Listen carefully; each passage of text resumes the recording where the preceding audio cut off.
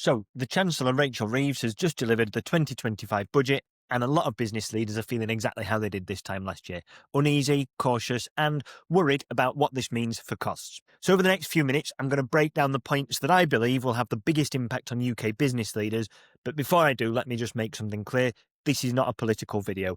I'm not here to give a political opinion or to try and score points. I'm here to do what I always try to do when things like this happen, which is to translate what got said into something practical that HR leaders, operations teams, finance directors, business owners can all use to their advantage. So, back to the budget. Now, this wasn't a flashy budget, it wasn't a high spending budget, and it definitely wasn't a business focused budget. Most of the announcements we heard were about raising revenue, tightening rules, and keeping spending stable. Some of those measures affect households, but quite a few will have real consequences for employers too, especially if you're running large frontline teams, managing tight margins, or dealing with rising wage pressure. So now I'm going to walk you through the 5 big announcements that I think matter the most to businesses, covering what was actually announced and how it's likely to affect your workforce costs and operational planning over the next couple of years. And if you watch to the end, we'll also talk about something very practical that you can do right now to stabilise labour costs before these changes start to land. All right, let's go. The tax threshold freeze until 2031. One of the biggest things announced was that income tax and national insurance thresholds are staying frozen until 2031. That's a 3-year extension on what was already planned. In real terms, this means that as wages rise and inflation does its thing, more and more people will be pulled into paying income tax. In fact, the OBR, that's the Office for Budget Responsibility, says that by around 2029 or 30, it will pull 780,000 more people into paying income tax. What this means for employers: take-home pay for many staff will fall in real terms. Lower paid and part-time workers will probably feel that part the hardest.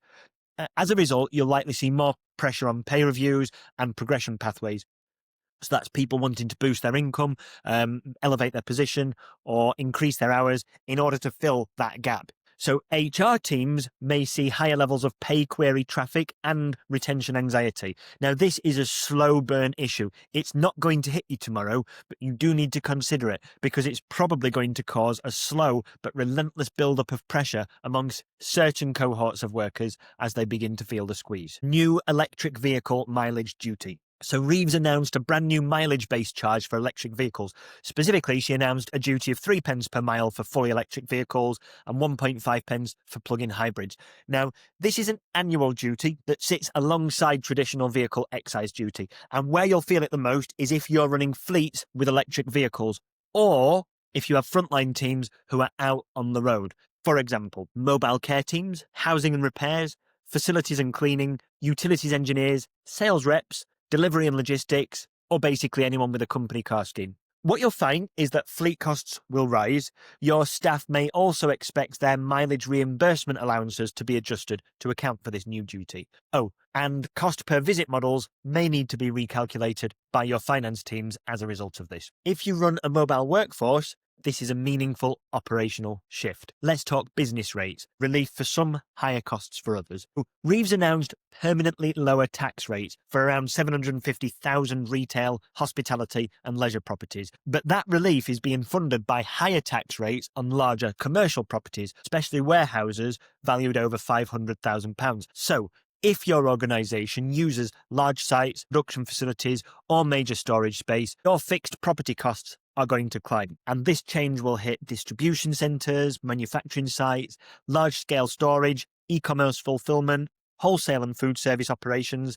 The intention of this seems to be to give high street operators more support, but it also seems that large footprint operators will shoulder more of the cost. Unfortunately, those operators are often the ones with the tightest margins. There's a new pension salary sacrifice cap of £2,000.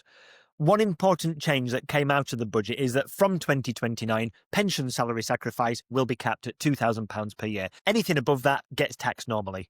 This is most likely going to affect senior managers, leadership teams, higher earners, and anyone using salary sacrifice as part of their reward package. This could mean that you start to see things like greater pressure during reward reviews, a potential push for alternative benefits, more admin for your HR and payroll teams around contributions. That's going to be a big one if you don't have a decent automation system in place to handle this, and a possible restructuring of senior compensation frameworks.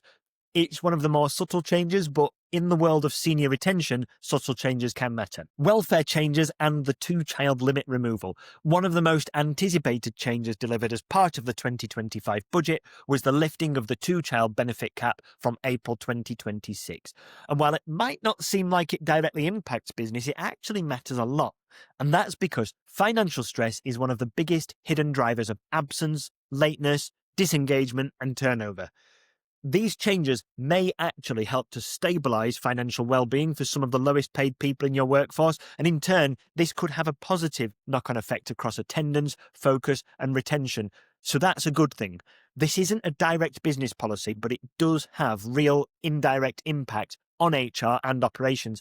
Dare I say that you may notice a positive shift in sentiment across some of your frontline teams as a result of this? Slower than expected growth forecast. So although the Chancellor did highlight the higher than expected growth forecast for 2025, the OBR, that's the Office for Budget Responsibility, has downgraded economic growth forecasts for the years that follow, from 2026 through to 2029. Productivity forecasts have also been lowered by 0.3 percentage points. And what this means on the ground is that growth may be harder to achieve. Margins will almost certainly get tighter, wage pressure will not go away, cost discipline will become even more important, automation and process efficiency will matter more than ever.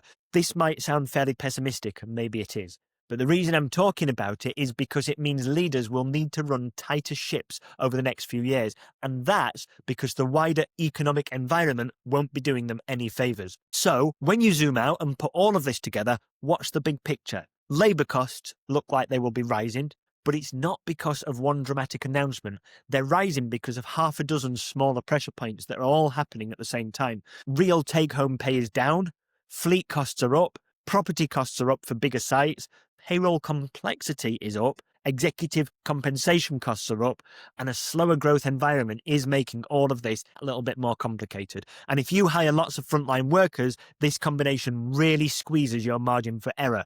Which brings me to the topic of what you can do to insulate yourself around some of this. If you've watched my earlier videos, you'll know that unverified hours are one of the biggest sources of worker disputes, supervisor admin creep, and payroll wastage.